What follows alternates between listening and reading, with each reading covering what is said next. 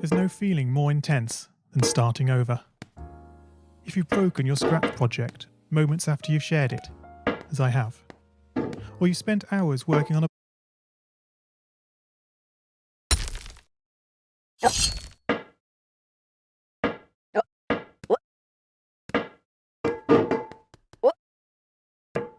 There's no feeling more intense than starting over. If you've broken your Scratch project moments after you've shared it, as I have, or you spent hours working on a project only to notice too late that one of your sprites has unexplainably gone missing. If you've made use of that difficult to name thing of thing block within the sensing category, amazingly useful but capable, due to a Scratch bug, of leaving you crying as it dumps all your scripts in one big unordered heap. If you've made real progress coding a game over the course of the week, only to come back the next day to discover you weren't even logged in. Nothing has been saving. Starting over is harder than starting up. If you're not ready for that, like if you've already had a bad day at school, then what you're about to go through may be too much. Feel free to go away and come back. I'll be here. Alright, thanks for coming with me on this trip. I'll understand if you need to take a break at any point. Just find a safe place to stop and remember to pause the game by pressing P. On Scratch you can find loads of remixed or reimagined recreations of existing games, and with good reason. George Bernard Shaw said, "Imitation is not just the sincerest form of flattery, it's the sincerest form of learning." This game is a recreation of a game that came out in 2017, titled Getting Over It with Bennett Foddy. That game in turn was a homage to a free game that came out in 2002. Both games involved dragging yourself, using a hammer, up a mountain assembled from assets and objects sourced from many other games. It seems appropriate then that, when trying to recreate Getting Over It in Scratch, that we should construct our mountain from the same assets used in literally millions of Scratch projects, the unmistakable contents of the Scratch costume library. Unlike Unity or Unreal, Scratch does not provide you with a built-in physics or 3D rendering engine. There's no state-of-the-art debugger, you can't even pause your scripts. We are forced to program old school. Our experience capped at 30 frames per second on a 480 by 360 pixel stage. But these very restrictions force us to experiment, to think out of the box, to grow as developers as we become masters of all things Scratch. And let's not forget, what we lack in technology, we make up for in community. This fantastic bunch of budding software engineers, building, learning, creating, playing, remixing. As diverse a group of people as the very Scratch assets we now so skillfully attempt to ascend. The act of climbing, in the digital world or in the real world, has certain essential properties that give the game its flavour. No amount of forward progress is guaranteed.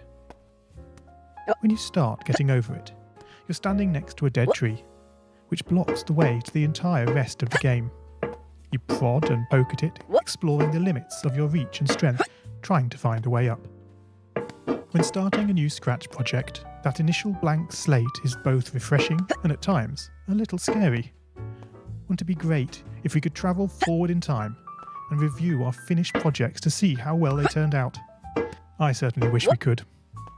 The real draw of coding, what gives it that special zing, is the challenge of accomplishing something you've never done before. At this point, you don't want to fall into the trap of rushing into creating loads of content, designing all the levels, the player costumes, all the easier stuff that can be perfected later. No, before all that, you need to prod and poke that tree. That is, understanding the coding difficulties you're expecting to face and try out any ideas to solve them. You may not be able to time travel, but at least this way you can get a good idea of how well your project is likely to go and potentially save yourself a lot of time. This project began life a couple of months ago as 3 simple scripts: the player, hammer, and level. I spent no time on the art, just using Scratchcat and a few rectangles drawn in the sprite editor. The scripts for the player quickly mocked up in a similar fashion to those I teach on my YouTube channel. With the hammer I had to improvise because I'd never done anything quite like that before, and boy did I prod and poke at those scripts. What I had imagined and the results I was achieving were hard to reconcile. The hammer and the player sprites would get stuck in the walls and ground, shake and jiggle and clip up to the top of the screen. Worst of all, when I tried the bread and butter action of lifting the player up upon the hammer, any tiny movement would throw the player into a crazy up and down motion as if bouncing upon a possessed pogo stick. Things don't always turn out as you want them to, and sometimes it's good to take a break. So, for the time being, I shelved the project, letting it slowly slip down the list of unshared projects, joining the countless multitude of unfinished, unseen projects that haunt the vast storage archives of MIT. Have you, as you've been playing this game, stopped to wonder how you can balance on a hammer that is held out to one side? It feels quite natural in game, but try it in the real world, and you'll not get your feet off the ground. No, this game is bending the rules of physics. Although I was not actively working on the project, the desire to code the game and solve the initial problems constantly played on my mind. Finally, I decided to give it another go. Research is a powerful tool. Don't just rely on what you think you know. YouTube can be a great resource for gameplay videos. Being able to pause and rewind the action is invaluable. Did you know that you can step through videos frame by frame using the angled bracket keys? My research helped to confirm many thoughts I'd been having, and also uncovered some nuances around mouse movement that had really got me stumped. All this was food for my brain, and I was super fired up to bring it all to scratch. And so, back in Scratch, I completely restructured the player and hammer scripts, bringing the scripts together in a single sprite. This allowed the movement of the 2 objects to be tracked together and to move dependent on each other. Of course, in coding, as in real life, you often have to compromise. It isn't reasonable to implement a full physics engine in Scratch, but often it's enough to create a good estimate of what the player is expecting. 1 + 1 is 2.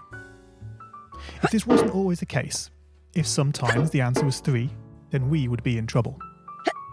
The addition operator is therefore referred to as deterministic. Similarly in Scratch, if your player sprite reports that it isn't touching the level, then you would expect, assuming the player is not moved relative to the level, that this would continue to be the case. As it turns out, the sensing block in Scratch does not behave like this. It can be non-deterministic. This is down to how Scratch draws its sprites.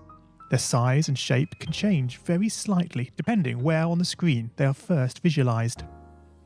This can easily break a carefully crafted platforming script, resulting in sprites becoming trapped, teleporting to the edge of the screen, or worse of all, your game freezing up. One solution I'm fond of using is to create a short fix-up script that, on detecting an unexpected collision, moves the sprite this way and that in an ordered pattern until it finds a spot close by where the sprite no longer reports as touching the level. This is an important feature in this game. It should go completely unnoticed to the player, but without it the game can go horribly wrong. And now the final climb. I'm sorry to say goodbye, but thanks for playing my game, for giving me the time. Up the tree you go, your struggles end in sight. Up past the star you go, as you drift into the night.